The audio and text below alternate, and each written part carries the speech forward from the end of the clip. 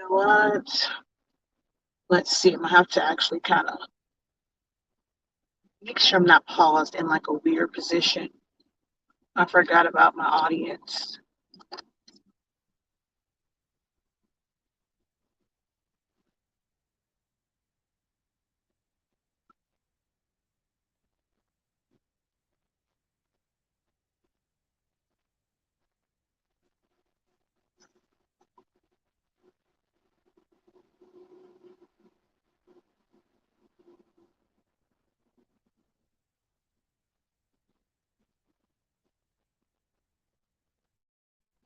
And it did catch me in a weird position. Hello, people.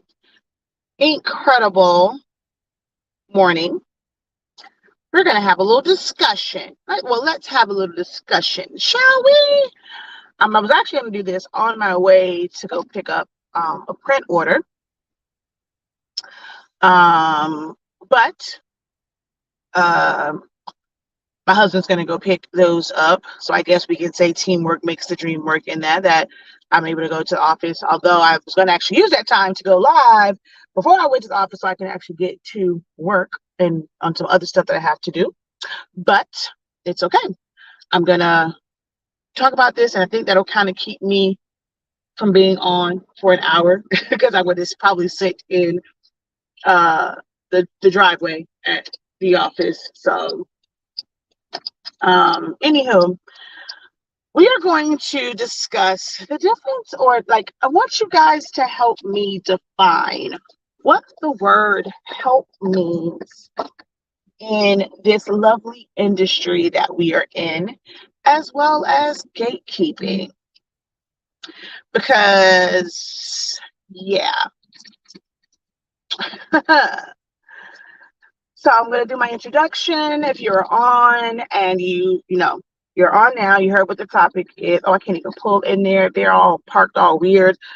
Let's define, well, help me define, or when it comes to receiving help for something, whether you're asked, and I'll say specifically, well, I'm not going to say just in groups. I mean, just in general, when receiving help in this creative journey that a lot of us are on, in this entrepreneurship journey, define help. What are you really looking for when you put questions out there?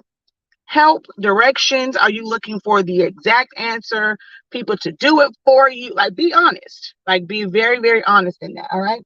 So, incredible morning. I am Shakia, the professor of HS Inc. 365. We are the home of Honestly Speaking. We carry the absolute best summation ink and paper. Check out our website, shop.hsink365.com, if you are interested in trying our products. Also the home of 365 Creative Academy, where we help you to unlock your creativity in a wide variety of classes and trainings and things of that nature. Good morning. When you have a sec, I have a question. Feel free. Go ahead. Ask. You can post your question here.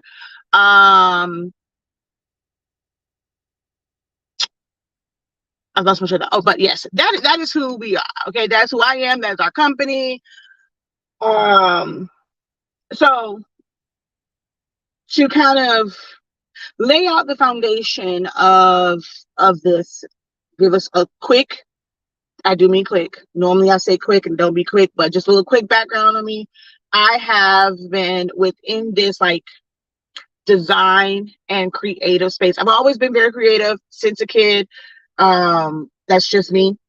But I have I got into really got into like graphic designing when I was about 16, 17 years old. I just turned 42 years old this year, due to a class in high school. And I have just been constantly learning, being a student of graphic design, understanding print methods, and things like that. I just realized, and you never called me, and I just realized, like, I be on 1,000 different things. We got to talk because big day is tomorrow. Anywho, so yeah, on the graphic side, I've been doing this for a while. As far as business, I have been, I guess you would say, like, making strides towards business Since my time in the military. And although during that time, like 18, 19 to like 24-ish, I wasn't necessarily doing it to make money or profit. It was something that I loved to do because I did events and stuff when I was in the military. I did events as a teenager, and just kind of doing like little creative things and just kind of setting the ball in motion for that. Um, as a teenager, I interned and worked at a radio station, got a lot of experience there, especially on the marketing side, seeing that, like truly being able to see the inside of how a company works. And when you're seeing all of the parts to a company, or at least some of the parts to a company, like I went in and I made sure like I kind of talked to some of everybody at 99 Jams when I was there, and just sitting down, talking to them, seeing it as like what it is that they do, and understanding that every position has like responsibilities and like you need one for the other. Then then I was in the military, seeing that, and the type of airman that I was one that I needs to know everything. Okay, I was in everybody's business. Um, then I've worked in sales. I've worked at American Airlines Arena where I was a stand manager. So managing people, managing money, managing inventory. So I really feel like my life has been set up for entrepreneurship, even when I was working for others. And I I guess I would say like I really got into this after I had my first child, because I was only working for about 6 months. And then after that, it was like I've been a stay-at-home mom, working mom, housewife, whatever you want to call it, and just entrepreneurship since then. Um, full on since I had MJ. He just turned 12. So I have a lot of different experiences in this industry. Okay. Um,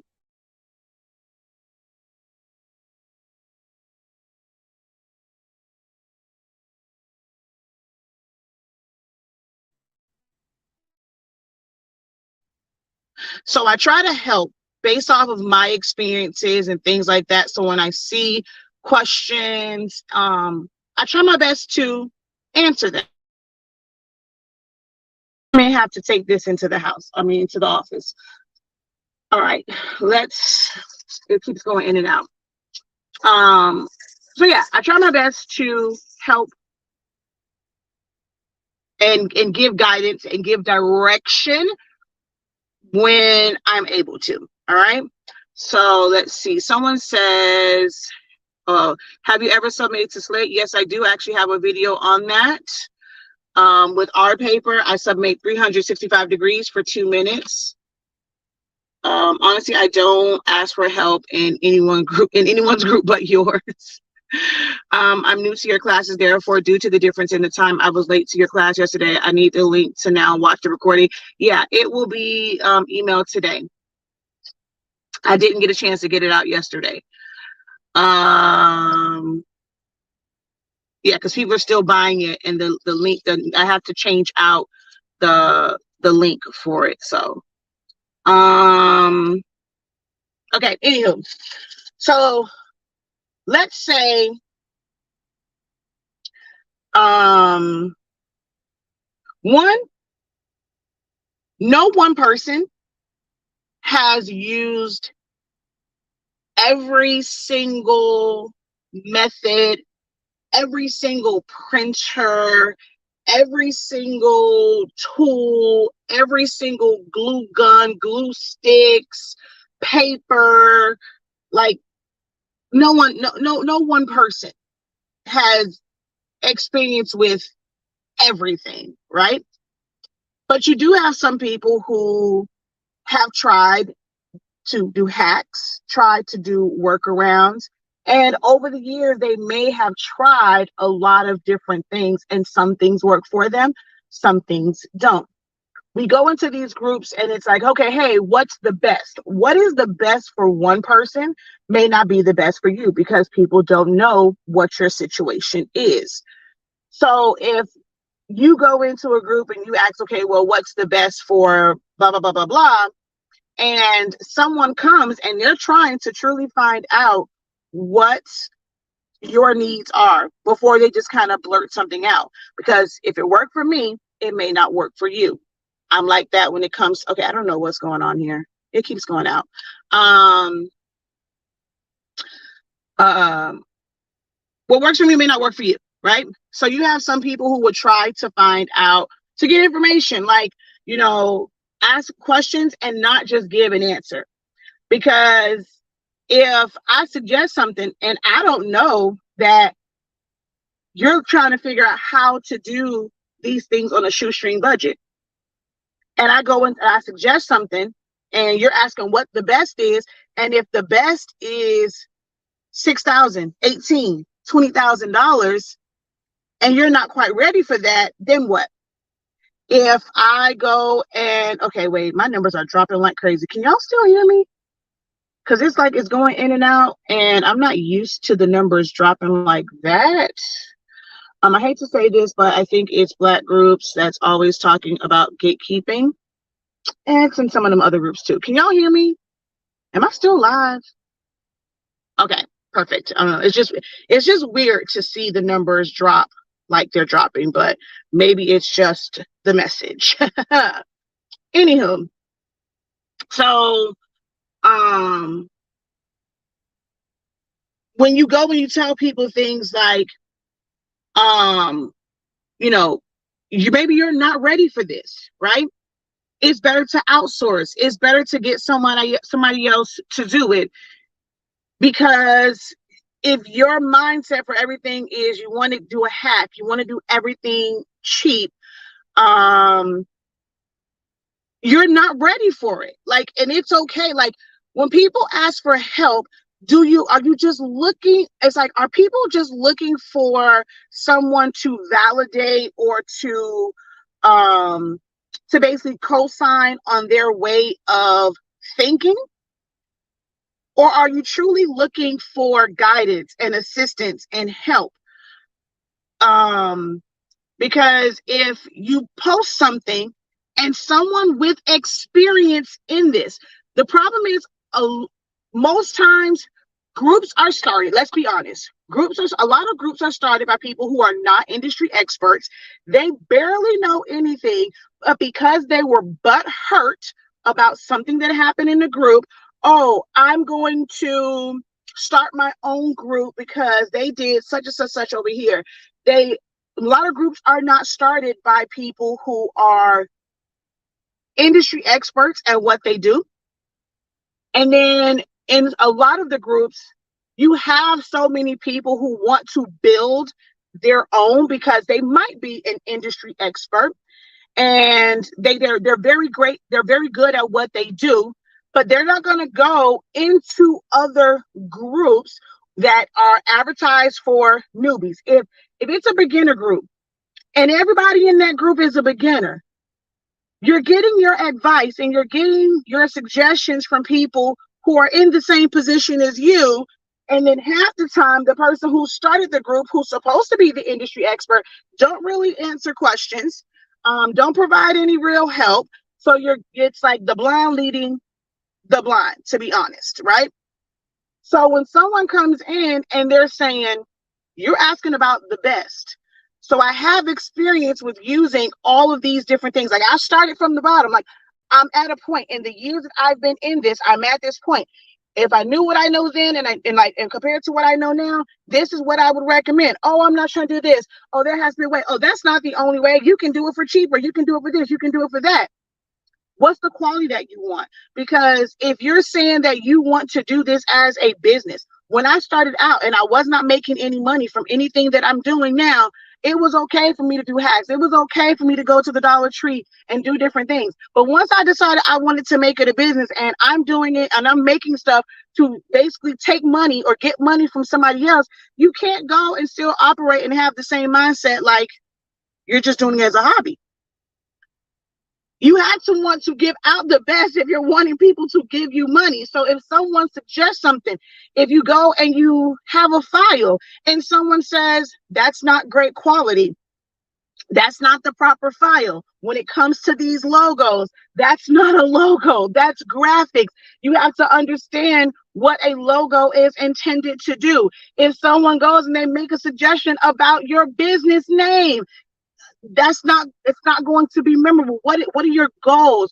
Are you trying to be a household name? Do you just want this to be pocket change because, or pocket money? You want it to be mad money? Because if you're trying to build a business, there are things that you're going to have to change your mindset on. So when you go and you ask these questions and you post these designs and someone is honest and saying that don't look too good, maybe do this, especially these memorial designs. Stop trying to put everything on pearly gates. On the stairway to heaven and pearly gates and wings, because it looked like people just sitting there. Y'all don't care about shadows. Y'all don't care about design. But then you have someone that comes in and says, I would suggest that you maybe do this, change this, or this is what I. Oh, what the hell? Okay, that was my Facebook playing back. So someone suggested, and it's you're hating. Oh, it don't have to be your way. You're not perfect. You don't know everything.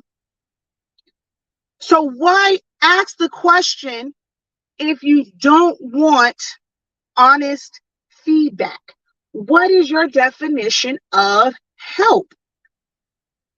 Is it that you posted it and you want everyone to say, "Oh, yes, that's beautiful, that's lovely, that's one"?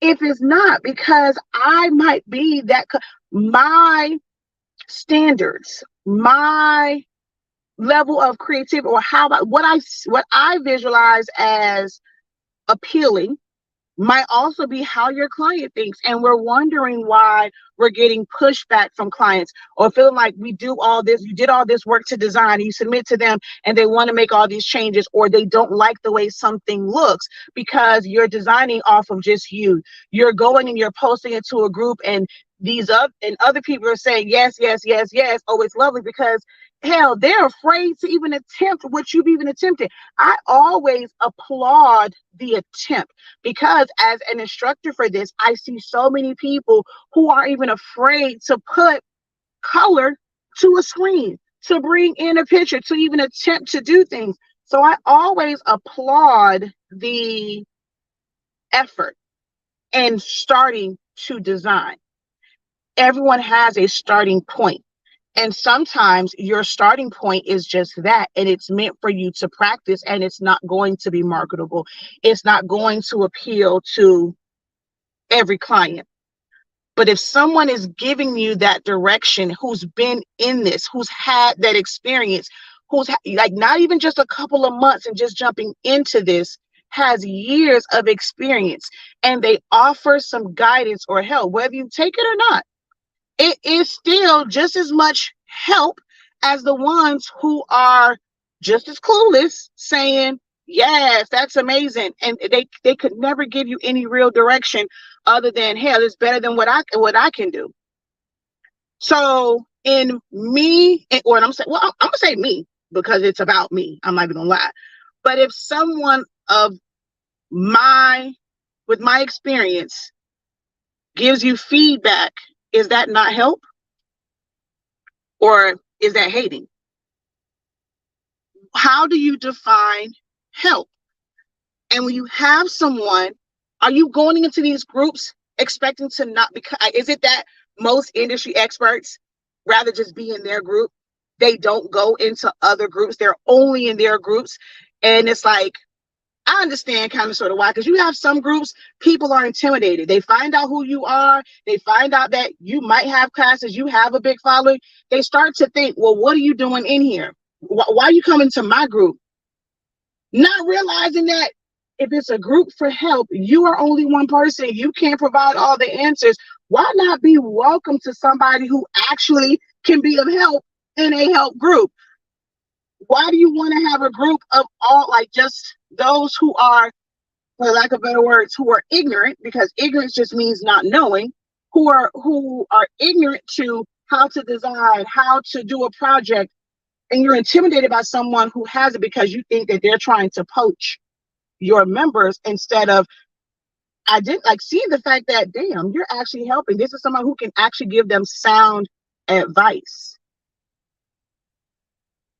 sound direction, sound guidance from based off of experience. So I guess I can understand why some people rather just start their own group, stay in their own group, never to go to anyone else's, because people always feel like there's a underlying motive to it. But when you do find others, people that are in your, like, in groups, and they know what they're talking about, why is it that that type of guidance is rejected? Why? It's help. I love when I post something in your group and you help me by telling me that my design needs work. If I didn't have you or your honesty, man, some of my designs would look crazy as F. You know, I love you, girl. Yes, mindset has to change from hobbyist to business owner. I tried the shoestring budget when I started, and I found out quickly that it was better to set up properly. Exactly. I personally am looking for silhouette instructors, but not videos that say hi to everyone, wasting first 10 minutes. Your lessons are all business. Love it. So I mean, I do. So, okay, it depends, right? Okay, let's break this down a little bit about those who are trying to organically build followers and without having to spend a lot on ads. Those who do like I do and they do live videos, right? You have, like, when you're doing this, it's not like it automatically sends out a, like, everyone jumps on. Like for this one, I didn't get to share it because I'm in my car. I'm not at my desk where I have my second screen. I can go in, I can hit share, kind of do all those things. When you're doing live videos, the reason why a lot of people will do kind of like the talking and the introduction when they're on live videos is so that it's building the algorithm. You have to give it time for each platform, especially like, because I use StreamYard. So I'm streaming to my regular Facebook page, my business Facebook page, my 3 Facebook groups, my 2 YouTube channels. 8 different places StreamYard allows me to stream to. So each one, it goes out slower. I've timed it, my own notifications. I've been on live. I'm like, well, damn, why haven't I got my own notification that I'm live? So some people will be on and they're going to say hello, da da da da da, when they're on live videos. Now, when it comes to actual paid classes, I will say there aren't very many that I have been a part of because I tried to just in like just for learning experiences, right? Not that people think that when you are an instructor and you go to someone else's class that you're looking to steal their work. Sometimes I want to go just to see I mean, you are learning from it to see if it's something different. Sometimes I wonder because I'm like, people don't really a lot of times like ask questions like I want them to or engage like I want them to. So I'm like, is that just me? I won't know unless I'm in somebody's class. Now, if it's a class situation and it is more kind of like every single class is like 20 minutes of just talking to people, I will say I kind of sometimes want to kind of try that, but I do a lot of daytime classes and people's time, their time is valuable, right? They don't have a long time to kind of spend. Because I wonder if, because it's like, other than like if I have like some technical difficulty, I got to figure stuff out, whatever. If I'm like yesterday, still moving things around. But if you don't spend that time to engage, people tend to be closed up. They don't want to speak. They don't say hello. They don't ask any questions. They don't engage. So I think some people in live classes, they may spend 10 minutes or so just kind of calling people out, talking to them to open up the class, to get them comfortable, because I've had them ones like I'll have my 10-minute grace period. I used to open it up and have that 10-minute grace period be to where people were in the room, and it does get frustrating when you're saying hello or you're trying to talk and engage in that 10 minutes before class actually starts and no one's saying anything. So some people can get people to open up in that time frame, and then it makes it to where once you get into the teaching, okay, now, I'm not so tight and don't feel like it's like a buttoned up situation. So it just really depends. And it depends on the learner. Some people are come in ready to learn, and some people need coaxing and, let's kind of like, ease into this. So it just really depends on the environment. But I know for live videos, a lot of times I do try and spend a couple of minutes just kind of saying hello and things like that. I had one person tell me that they like that. They like being acknowledged by someone that they follow, that they admire when they say their name and stuff like that. So just got to know your audience. You really got to know your audience. All right. So thank you. All right. Okay. So that was the one. And things like this, right? So I asked the question. We have a few more people on now. The question that was posted was define help. What do you guys consider to actually be help when it comes to posting in groups, reaching out to someone? Like if it's posting in groups, if you are on a live video, whether it's Facebook, YouTube, TikTok, Instagram, whatever, and you have someone on there that's offering up help Q&A style, or they're having a discussion, you post, what do you define as help? So then on the flip side of that is when people say like they're looking for help, is it that your definition of help is you want the exact answer or you want it done for you? Because then this word gatekeeping comes up.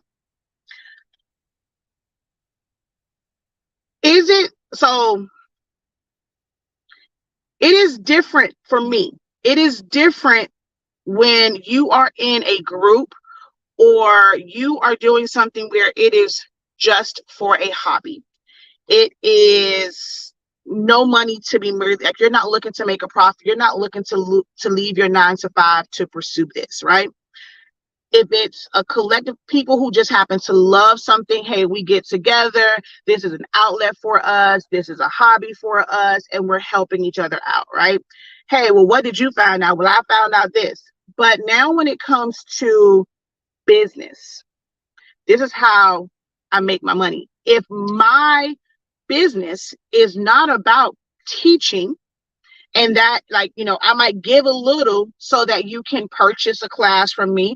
Colleges do it all the time. I'm trying to figure out why is it that people have such a hard time accepting someone who may have started an academy or school or teaching, and they say, okay, hey, you have to pay for this knowledge that I have, because you have colleges and universities who don't even write the books that they teach from. Somebody else wrote it. They're just teaching off of what somebody else wrote, but people don't have a problem going to pay all that money and going into debt for that. But you have someone who's actually actively working in the area that you want to learn. They know how to design. They know the type of designs you're trying to create, but it's always a problem. Like we're supposed to go and try to run a customs business, run that part of our business where we're tending to our customers. And then here you come, you want to make money as well. I'm supposed to stop what I'm doing or prioritize time and make time for you to answer your questions and barely get a thank you. And that time I could have been I could have been putting that time into my order for my customer, my paying customer. So we get upset, oh, it's money out here for everyone. Yes, it is. But a lot of these things, someone gives you an answer. They'll give you, okay, hey, what did you use for this? Okay, DTF. They're telling you that's help. Now it's on you to go out, whether you have to pay for a class, if you have to Google a bunch of things, mix and match a bunch of different information together. Okay, well, what's DTF? Well, what printer do I need? What field do I need? Where you get yours from? So I'm supposed to sit here and stop and give you all this information. And when someone does not give you that information, it's called gatekeeping. If they don't give you a step-by-step, it's called gatekeeping. Oh, well, I don't know why the heck they act like it's a top secret. You can go on Google, you can go on YouTube and find it. If that's the case, why are you asking the question? I never understand that response. Oh, they're just sharing, like that's on Google. They ain't sharing nothing new. That's on YouTube. So if it's on YouTube, if it's on Google, why are you asking the question in the group? Why did you not go find it on Google or YouTube? I don't understand in the craft community this thing of help and gatekeeping. And when you call it out, you're wrong. This ain't the place for this. I see it all in the groups, and it makes it so hard to not feel like I don't want to do this. Like, I put in the work. Like, if I decided to not share anything, guess what? I'm still good because I know what to search. I know what to look for. I eat, sleep, breathe these things. I'm always looking to learn. I've had to pay for some things I figured out on my own. I'm willing to test things out. I'm willing to F things up to figure out the best process that works for me. So I can choose to not teach, share, offer any advice. Close myself. I don't need Facebook. I can close myself off to all of that, and I can still make money in the biz because I understand this business. And people treat you as if you need them when it comes to this information versus, no, you need my help. You need my years of experience.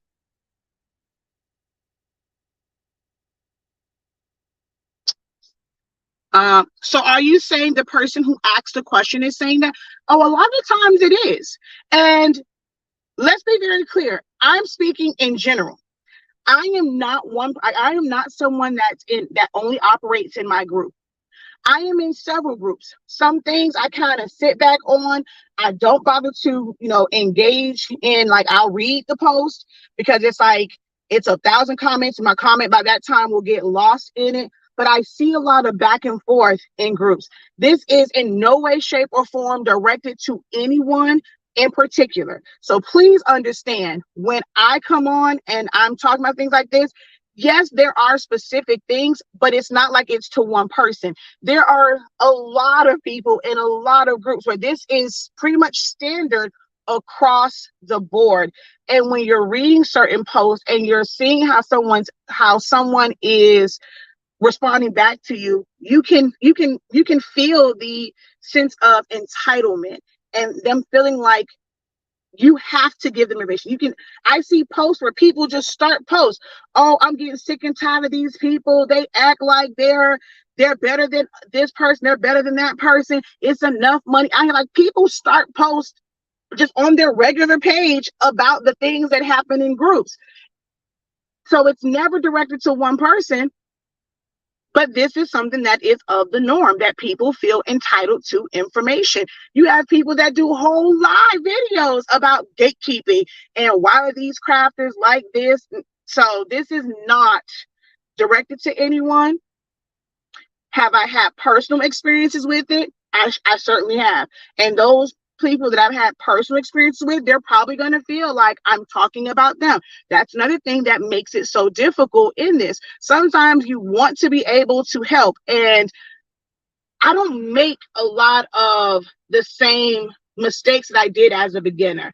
I don't have access. I'm not about to go through and look for all of the jacked up files and things that I had. So sometimes it's things in groups that I would love to be able to take a screenshot of and just freely teach from it. This is what you don't want to do. This is what what not to look for. This is a type of image that's a low quality image. But the moment that you do that, oh, you went in this group and you talking about, no, I'm trying to educate you in this is what this is a low quality image. You can't do this. You can't do certain things.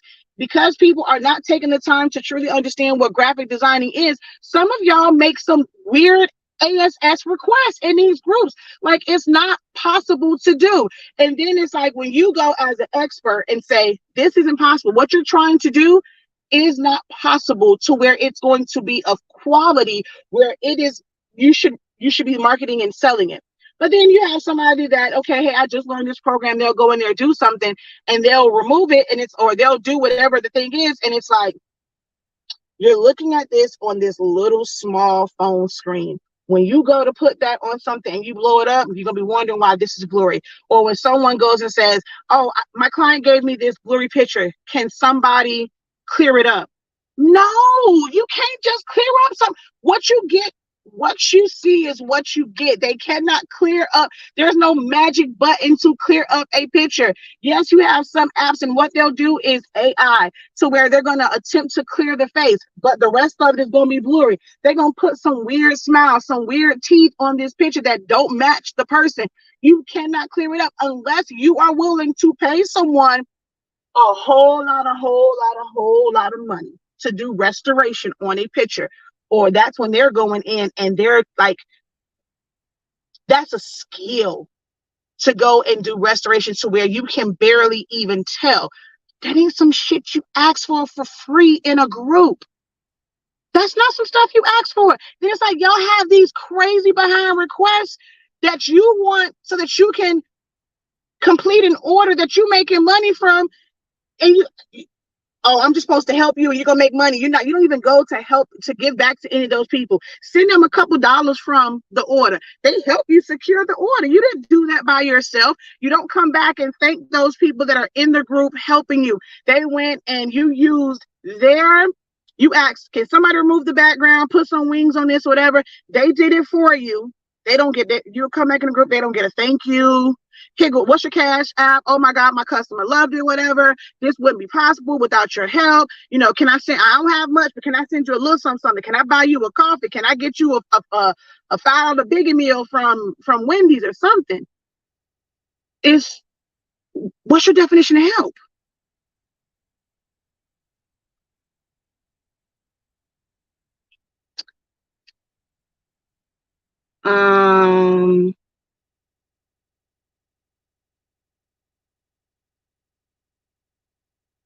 Your experience and knowledge is valuable. Oh, I know this. This much I know.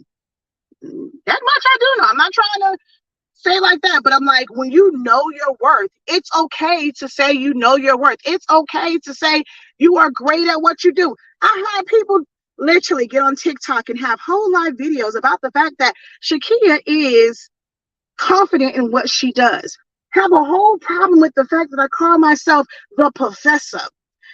Hell, I got some people that say that to me, I'm not professor, I'm the dean. So I didn't coin that for myself, whatever. But if I'm great at what I do, why can't I go and scream that to the mountaintop that I'm great at what I mean, literally for several days. It was quite entertaining to see them go and have whole little discussions on TikTok Live about your girl. And I think I'm better than everybody. I don't think I'm better than everybody, but those that I teach, I know a little bit more. So I am better at certain things than other people. And I take pride in that.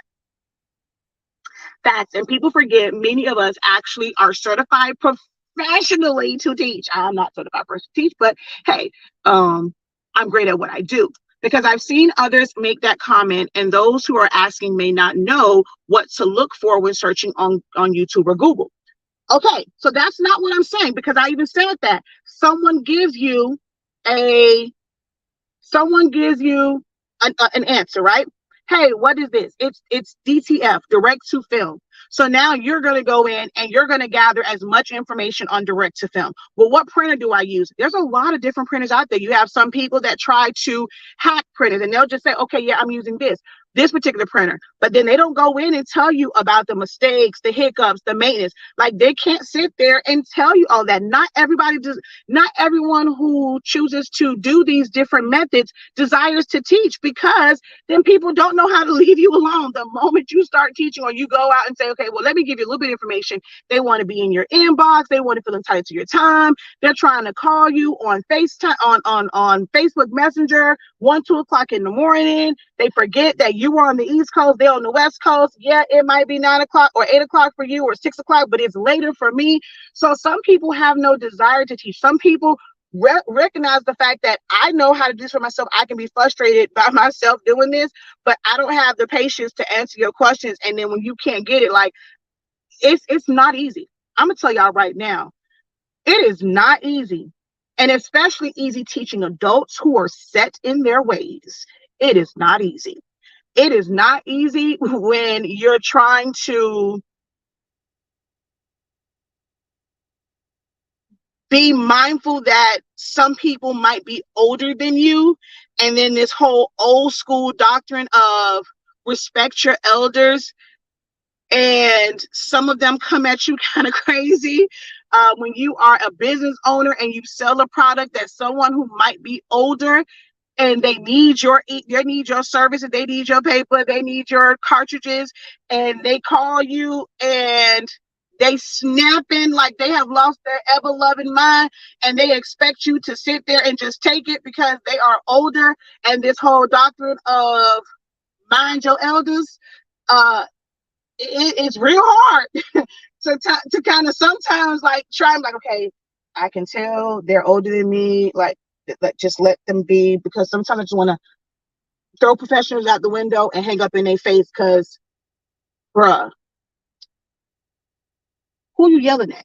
Like, I'm not your child. Y'all, I'm telling you, it's so many things to business that y'all don't understand. It's so much more. Y'all say y'all want a business, you don't know the personalities that you are going to run into. And if your personality is to pop off, oh Jesus, my prayers are with you.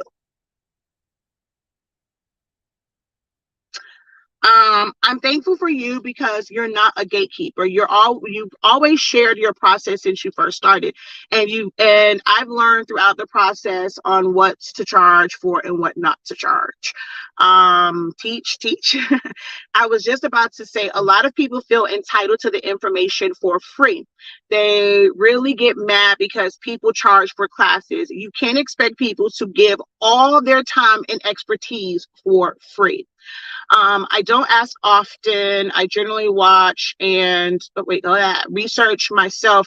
But when I do, you always answer, and I do thank you. Yeah. What's the definition? Hey Chanel. She says yes, law. You the deed. um. You don't think you're better. Your videos and chats have definitely helped me out. You never made me feel less than. You compliment a lot. I totally agree. I hate the overnight crafters who made one item and now they have a whole business and a cartoon logo. It is very hard to help people. Crystal, you're the pastor wife. You can't be feeling. I know it has to be hard for you, because for you, it's like, I think that also has this like, they feel like you should be completely modest and you should just be just so kind and peaceful and never pop off. So I know it has to be hard for you to be in this, to be an instructor and also be a pastor's wife. Girl, I pray for you all the time, because honey, you give even better ifs along with what was done right. Hey. Or you even say it's not about what I like, it's what you like. Some people, I'm not gonna say people. Yeah, I know it has to be hard, and that's the thing. Like, I don't feel like people are jealous of what I do, how I teach, because they can't be jealous of something that they don't really like. I mean, you see a small glimpse of what you think is success, right? I did a video before and I said, you have to know what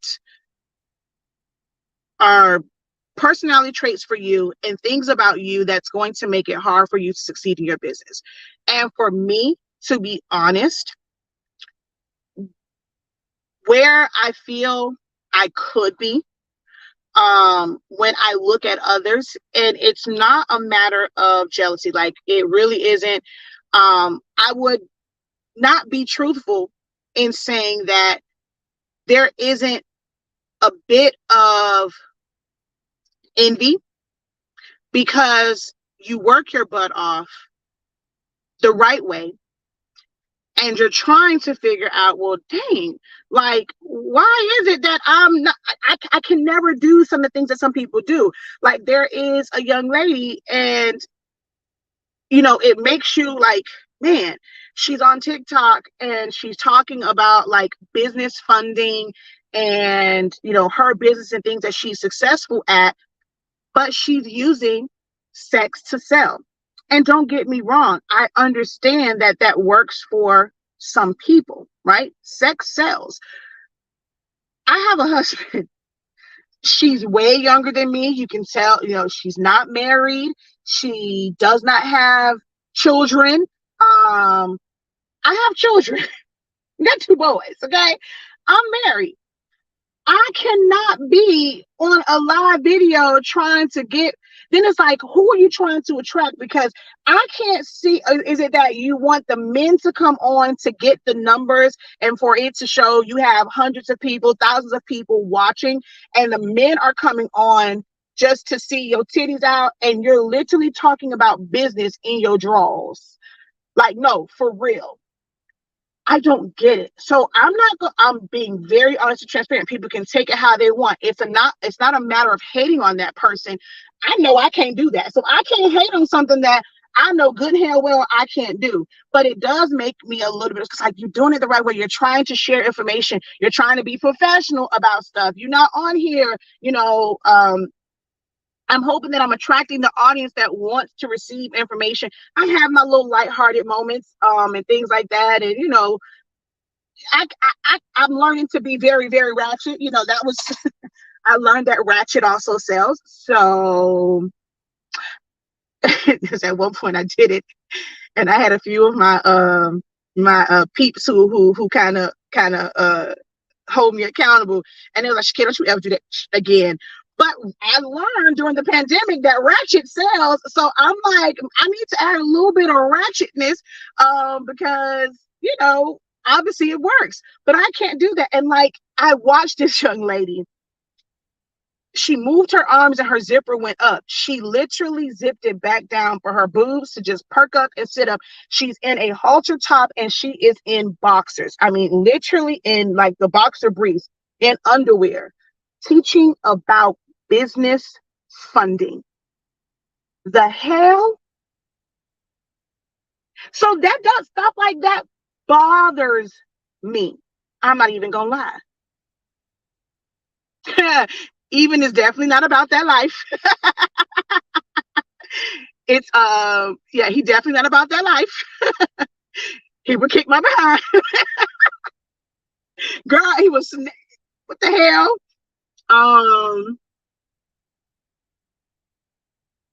Get me some colorful hair. I'd be like you. I can learn from the best when it comes to that. I always love the colors. I need the person that does your hair, since you say you never choose the color. She always chooses it for you. So, but yeah, so there are certain things. Yeah, everybody be doing something strange for a little change. Exactly.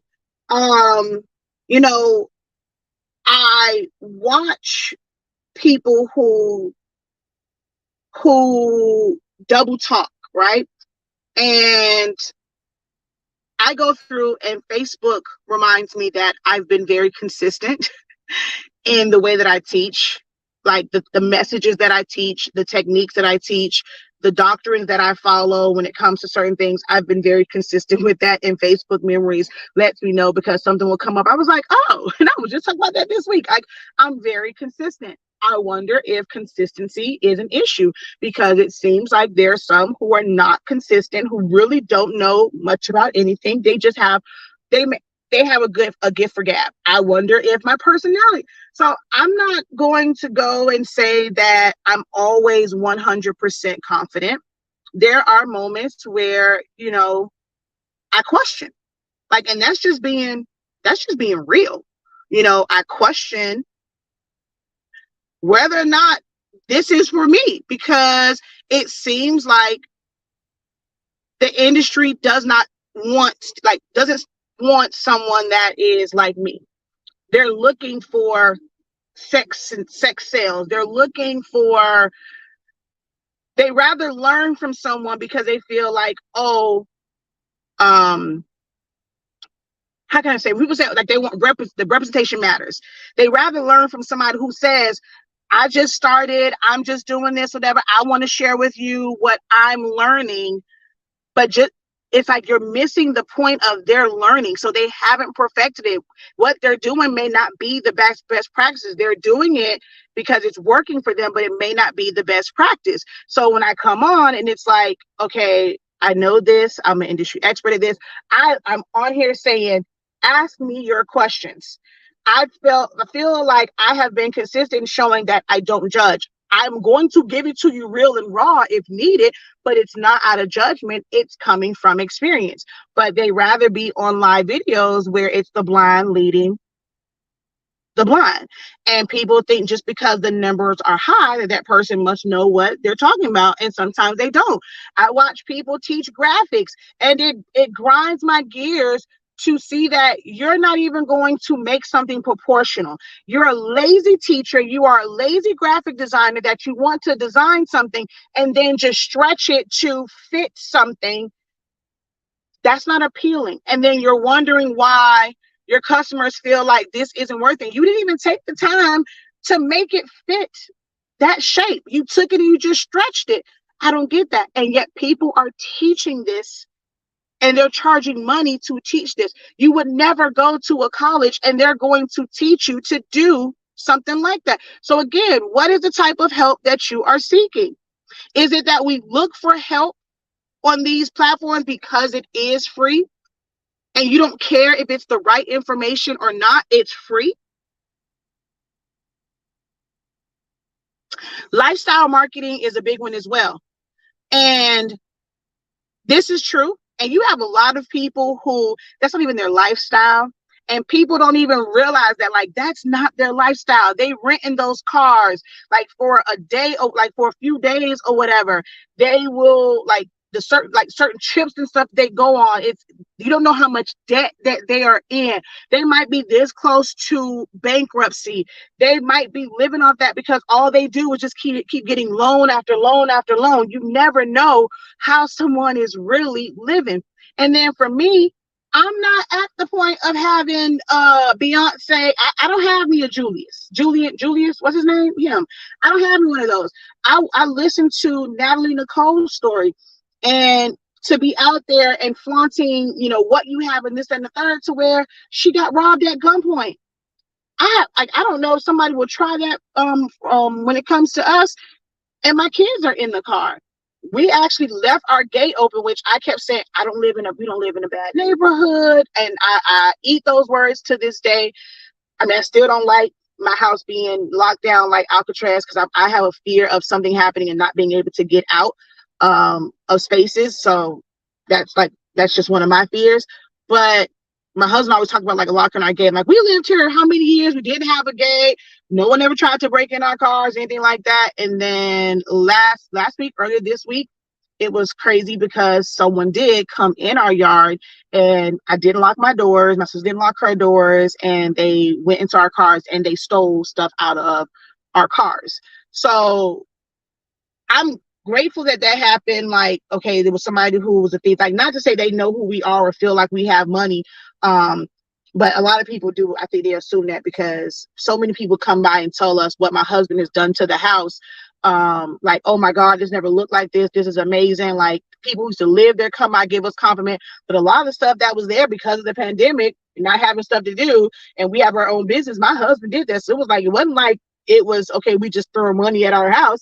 We put a lot of blood, sweat, and tears in fixing up the exterior and all these different things of our house. But to know that someone came and stole from us. So what if I'm portraying this lifestyle of all these different things and I'm showing everything in my house? Now someone wants to come and break into my home, like actually try and break into my home, because I don't care what anyone says when it comes to your address. If you are a public figure and you're doing stuff like this, and someone knows your full name, all they got to do is Google you. They can find out exactly where you live. That they're going to tell you every address you've lived at since you were 18 years old. Tell you your in-laws, your relatives, whatever. So at any point, anyone can find you. I can Google where in the hell Beyonce live at and get her full address. As long as that house is in her name, I'll know where every celebrity is. There's tours that go past celebrity houses, and they're saying this is their house. So you think somebody who's very skilled, I know y'all watch shows, you got some skilled criminals and they're going to get in. And I just don't want to make myself an easy target. So they don't know what the hell I have. And I'm not going to make my lifestyle public like that. I'm not going to go and show my back office or how much money to me, how much money I make don't mean nothing for you.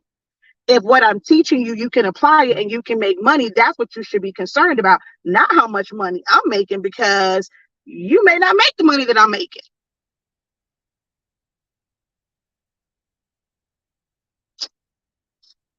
I have wasted a ton of blanks in paper trying to take the easy way. Yep. But yeah, for a lot of people, like how their lifestyle, for some people, sob stories. I'm sorry, I don't have that story of, you know, was at rock bottom and now I am a trillionaire. Like, I don't have that. I wasn't a high school dropout. I didn't struggle in school. I was great in school. I made good grades. I was a science nerd. I was a math geek. I actually liked school up until high school. I had no desire to go to college. I decided to take my behind to somebody's military. Oh, Jesus.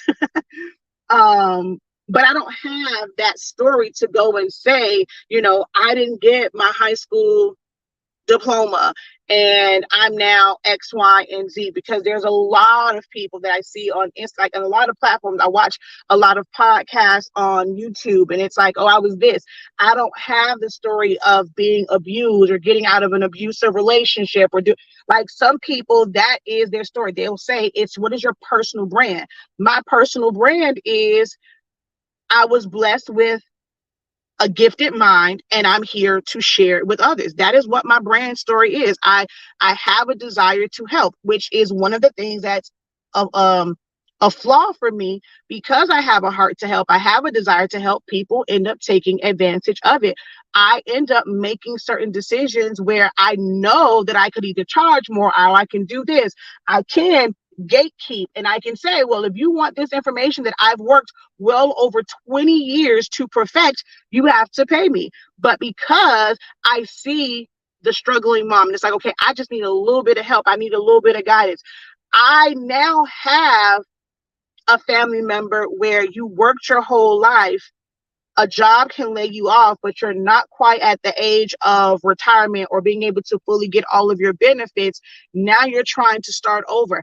I get those stories from some of my students where it's like, I got into this because I need to make ends meet. I'm not there yet. So I try to provide some type of guidance, but then also being real. And you can't go and tell me, well, I need to learn to do this. I got to figure out something to make money. And yet you want me to help you every single time for free, but you are still finding the money to go out and buy the machines, buy other buy other supplies, equipment.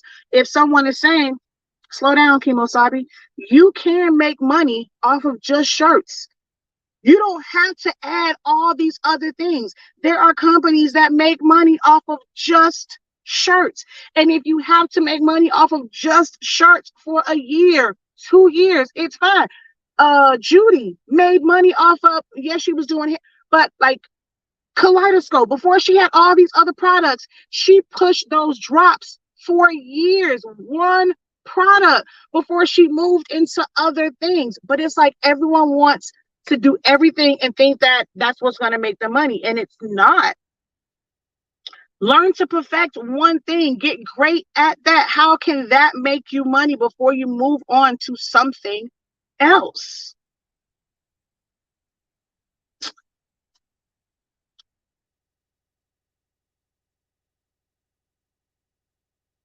Hi, what's the best program to create designs to send off for DTF printing? Literally it all depends. I mean, it's any design, any software where you can properly size it.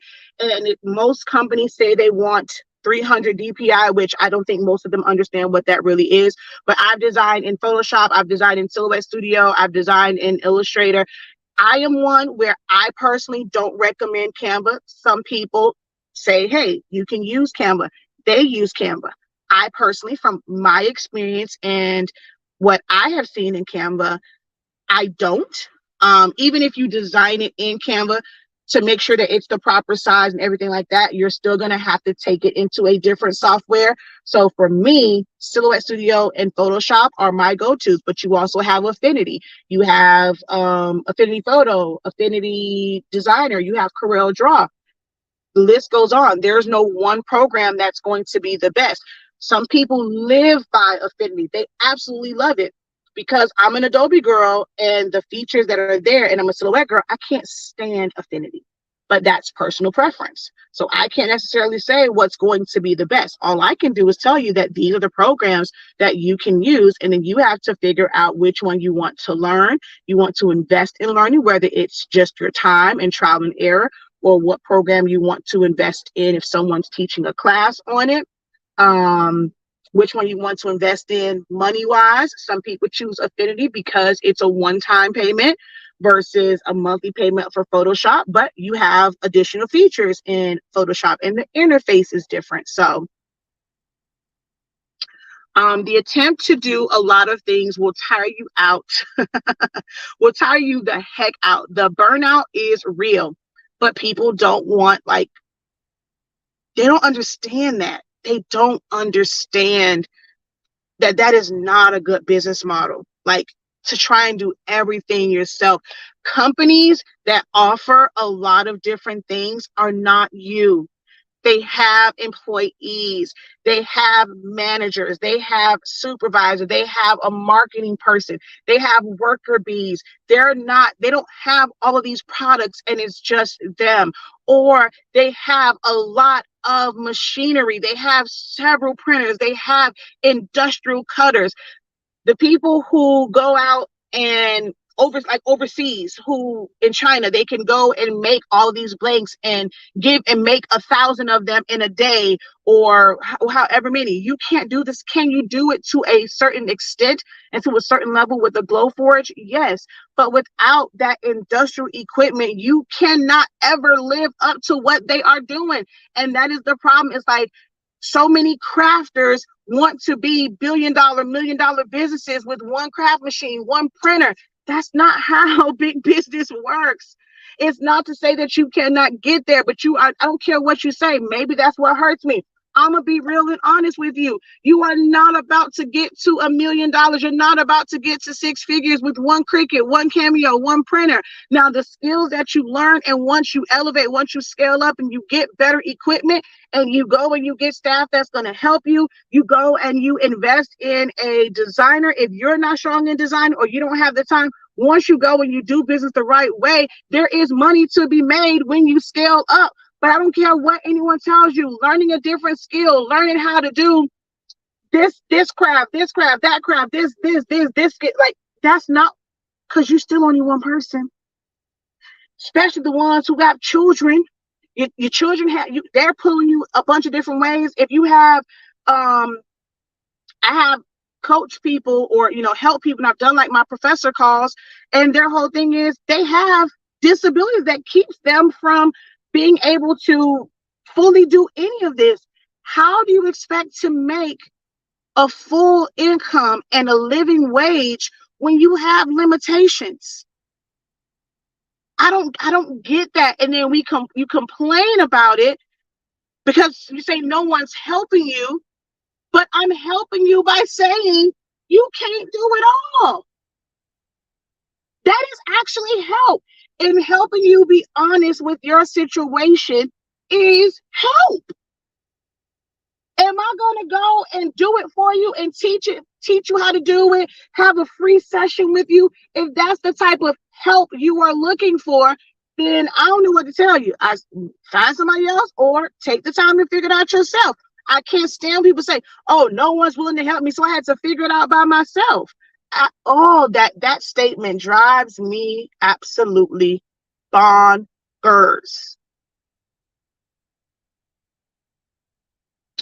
God sent you to the ones that are struggling with self and finding themselves. If I could buy everything you produce, I would, because your heart is so genuine. Plus, it's Tony the Tiger great. School has never been my thing, but your courses make me empowered and knowledgeable. I'd be ready to take on the world after your classes. The attempt to do a lot of I read that one. I know our words don't pay bills, but FYI, we love you, and the Lord knows you came in my life at the right time. I love referring people. I love referring people out. Hey, can you make this? Me? Hey, I don't make these. However, I do know someone that does, and they go there. I am capable. I'm capable of doing it, but I don't. Because sometimes you just don't have the time. Like, you really, really just don't have the time. Wait, let me go. It's been an hour. I didn't expect to be in this car for an hour, because guess what? I'm wasting gas. And yeah. So I'm about to get off of here. I'm actually going to do the Q&A. I thought I was going to be driving to go pick up my order. That's why I ended up doing this live. I had already had it set, and then even said he would go pick it up.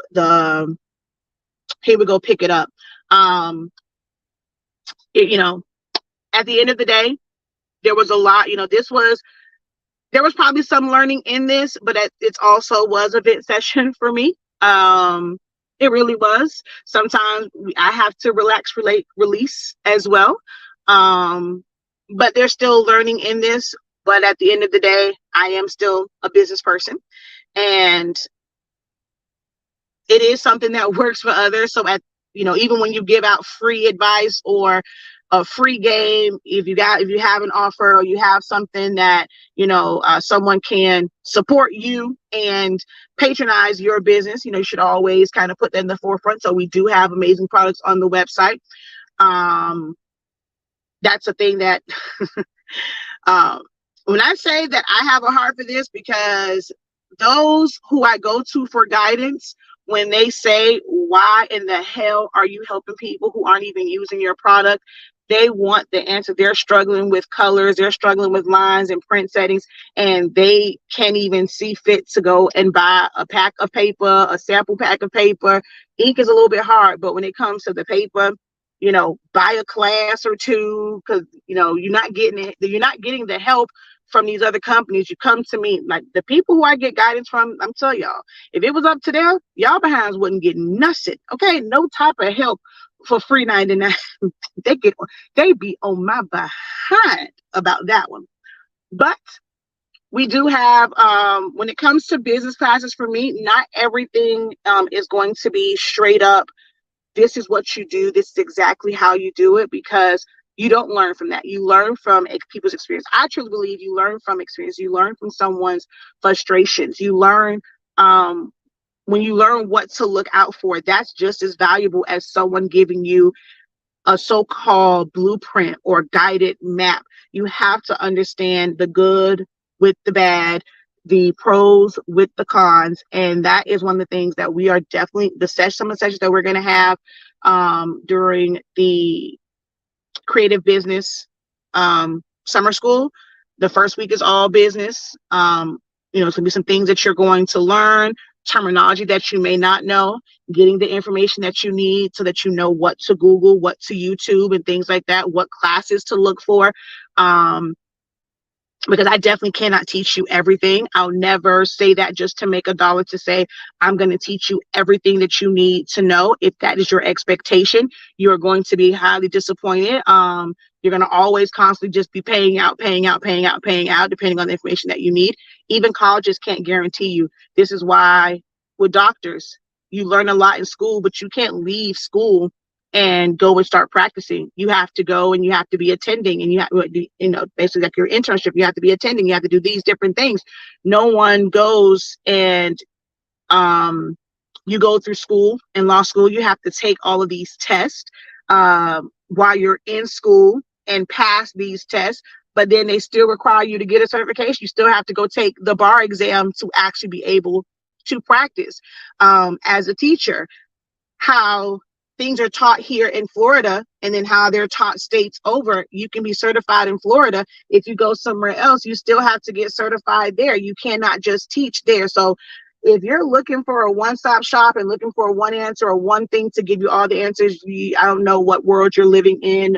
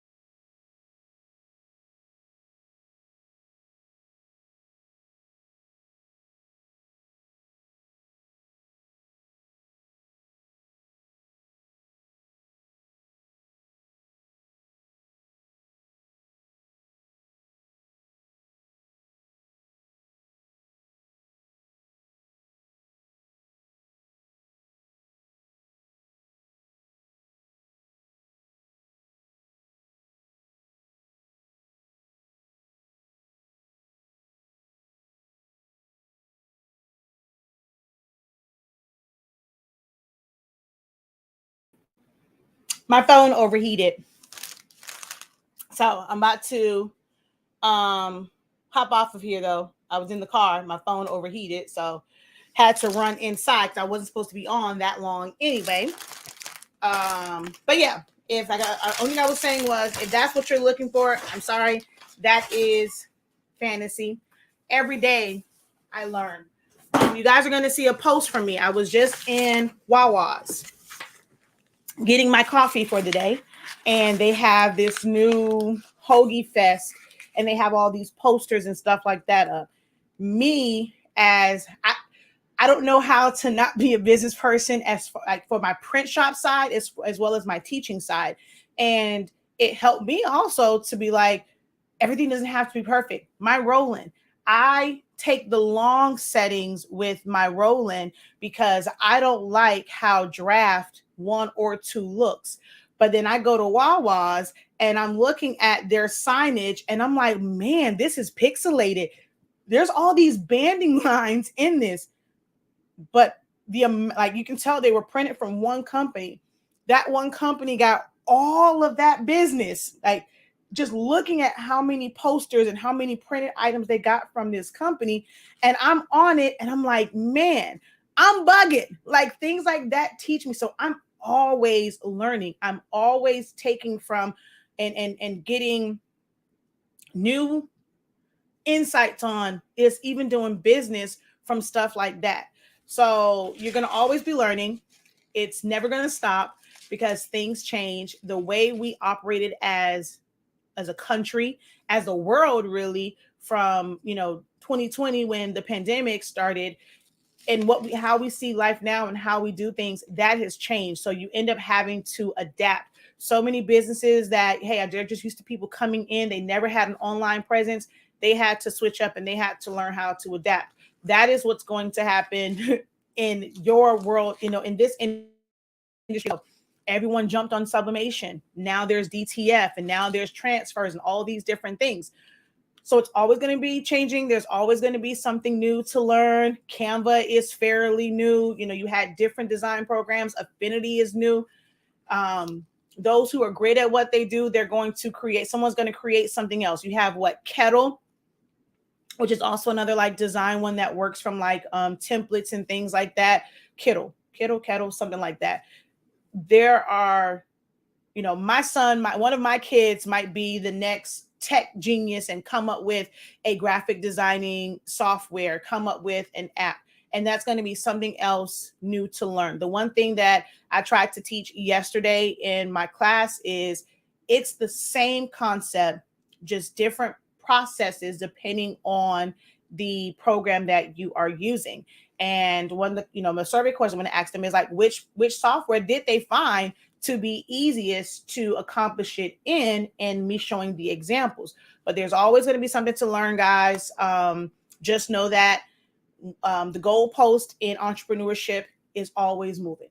It's gonna, you never hit the finish line. I don't care what anyone tells you, you never hit the finish line. It's always a new goal. You can hit maybe in entrepreneurship as a goal, as a whole, you're going to always keep moving. You might hit the finish line in learning a particular skill, but then there's always ways to improve that. So I'm a firm believer that there is never a finish line. It is something like your finish line is once you decide you want to retire or you don't want to do it anymore. That's the finish line. But as long as you are actively pursuing business, you're actively pursuing your creativity, there is no finish line. Okay. So thank you guys so very much. Oh, that's my husband. Until next time, have a great one. Continue to unlock your creativity. Be incredible. Be on the lookout for my posts on these pictures that I took from, actually, I think I'm going to upload them because I like talking. So I might do, I'm going to make a post, but I also might do a video where I can show you these pictures and we can talk about it and discuss it. But that's going to be after I actually eat some breakfast and send out the emails for my playback and also process this order that we just had to go pick up. Okay. So until next time, have a great one. Visit shop.hsinc365.com and enroll in the summer school. Peace.